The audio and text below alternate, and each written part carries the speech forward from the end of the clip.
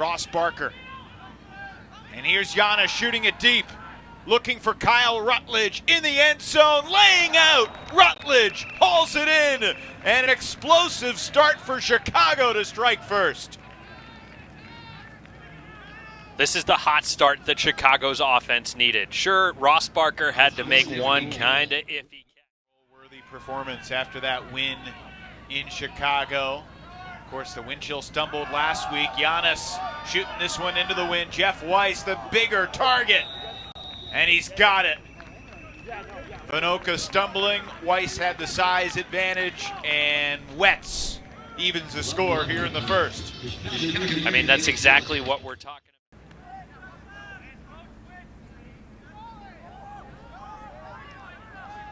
Roy, nice toss up the middle, and Jurek continues into the end zone where Quinn Snyder is so often open. 13 goals in his last 2 games. He just scored his 20th goal playing mostly D-line. He also has 15 blocks as the huck goes up. Jeff Weiss landing in the end zone for the Union. I mean, how great a late season ad is Joe White. Quick backhand from Klain. Quinn Snyder gets it back to Klain. The wind chill veteran fires crossfield. Brian Vinoka is there.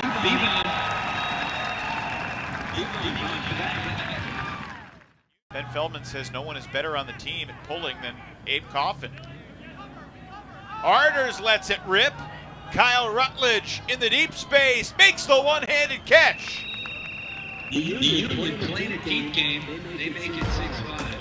Well, that's back-to-back possessions where the flick huck.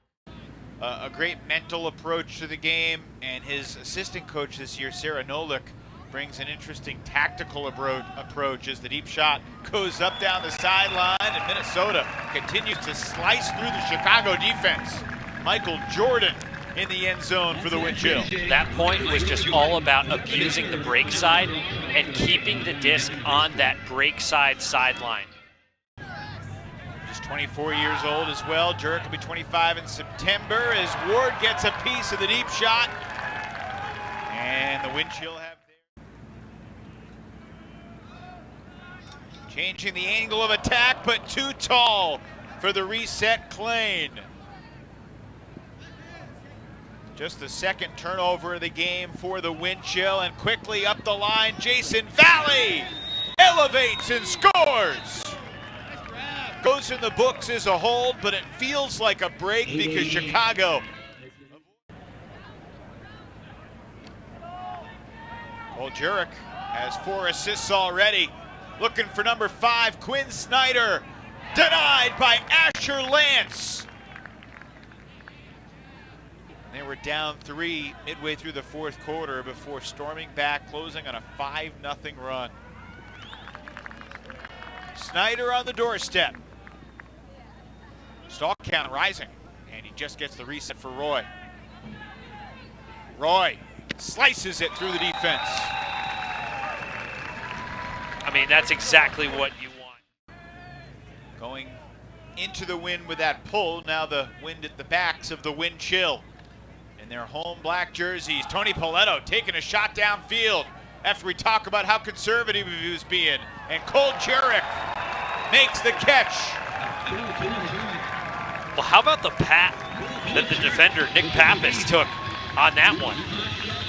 He looked like he maybe was making up a step or two on Jurek from when the disc went up. And it looked at first like he was angling to try. Arders coming underneath. He's got Shanahan going deep, and he's got him in the end zone.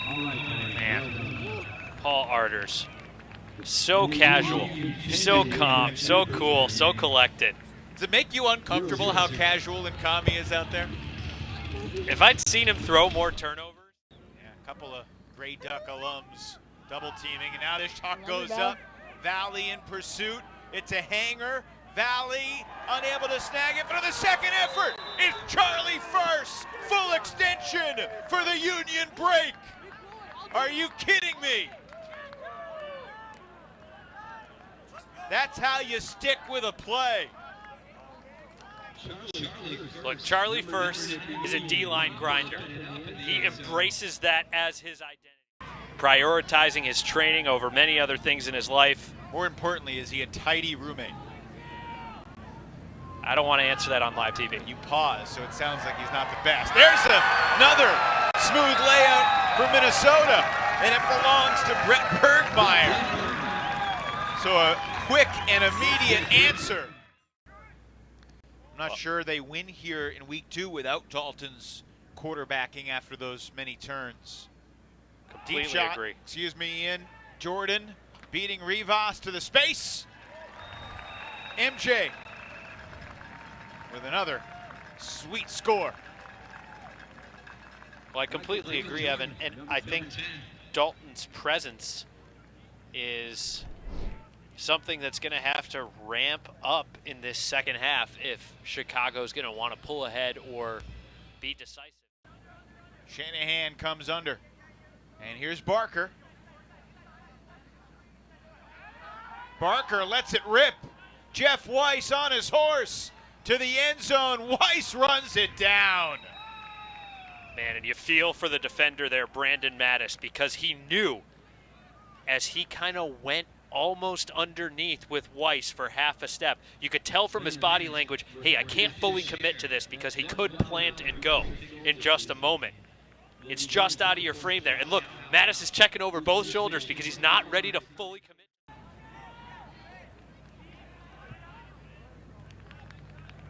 Snyder shoots it. Bevon is there. Both offenses are sizzling hot right now.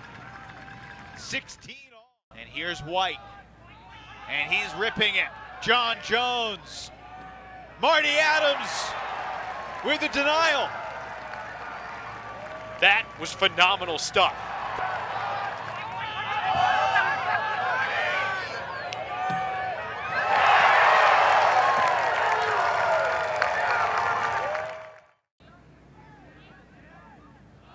Difficult throw, and it's intercepted.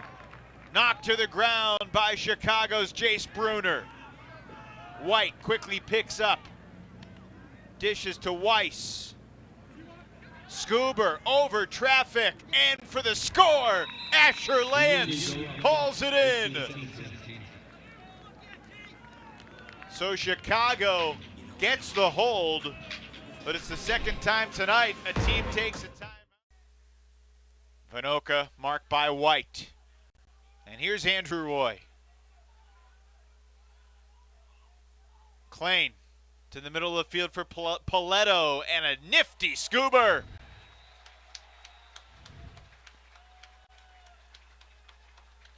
Paul Krennic, who's been playing well on the O-line for the windshield. Just another really exciting game between Chicago and Minnesota.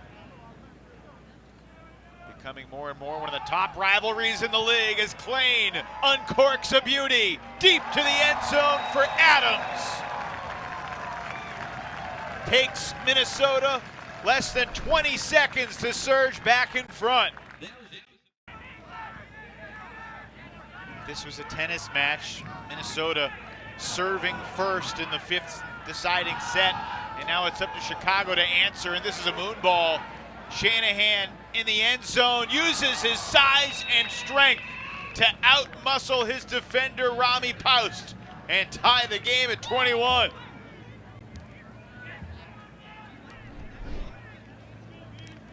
Well, sometime the boys just got a bang in the paint, and that's what happened in the red zone. Stall count was getting high there. Adams is going deep. Bevon puts it up. Adams to the end zone, incomplete. Oh, it would have been a beauty, but he could not hang on. Marty Adams again. And Adams is gonna take a sub, shaken up by the landing.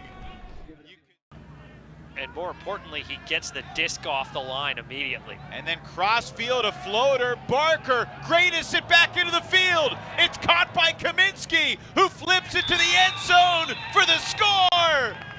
Ross Barker's greatest keeps possession alive and ties the game at 22. And rightly so, Pavlianis is just standing and pointing in amazement at Barker's efforts because he bailed out the Union offense. That didn't need to be that difficult.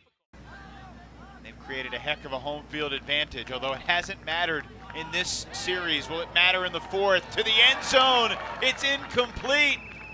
We get a whistle and an immediate timeout. Rather than opting for a middle of the field reset. It's a great point. That's why teams try to start defensive possessions on the sideline. Great throwers are capable of making those throws. But here's Chicago, converts. Jeff Weiss scores the go-ahead goal. And now, finally, we start seeing some of the Union cutters activate. Ross Barker going vertical in the lanes. And the hawk goes up. White to the end zone. What a shot from Arters. A tricky angle, but it could not have been more perfect this time around for Paul. John Jones, are you kidding me? Full extension, acceleration. And the Union to the end zone for the 2-goal lead. Goodness gracious, John Jones changing the game. And Chicago, a minute 17 away from another impressive, from an 8-1 record and a second win this year at Seafoam Stadium at the Windchill's expense. One more completion will do it, and that completion will be a score from Arters to Shanahan. It's going to be a position where the Chicago-Minnesota rivalry this year, 3 games will have been won by all 3 road teams. Time runs out, and Chicago seizes control of first place in the Central. John Jones's block was the game changer. And Chicago's break with 1:17 left created the separation. That was the difference, 27-25.